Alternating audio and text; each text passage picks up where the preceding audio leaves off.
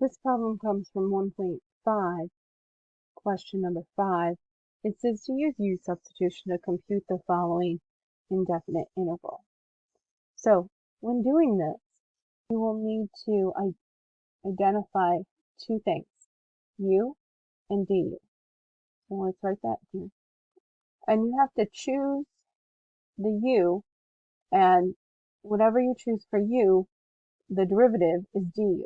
So if I choose 8z squared for U, the derivative of that would be 16z.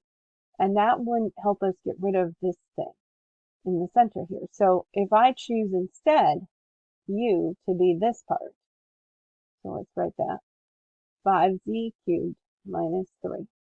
The derivative of that would be 15z squared. And so dz. And so I need to solve for dz.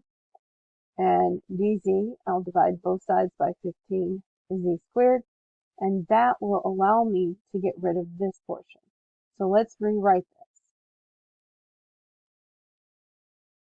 I'll substitute in u for what I highlighted in blue. And then for dz, I'm going to put du over 15z squared. The z squareds would divide out, and then I can put the 8 over 15 out front. And so now I have to find the antiderivative of u to the 7th. So using the power rule, we're going to get 8 over 15 u to the 8 over 8 plus c.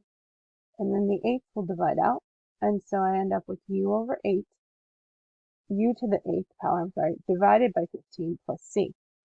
And so the last step here is to substitute back what we used for u. So I'm going to put in this 5z cubed minus 3 in place of u.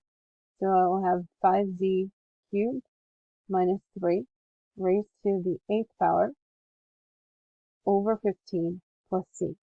And so this will be my answer here.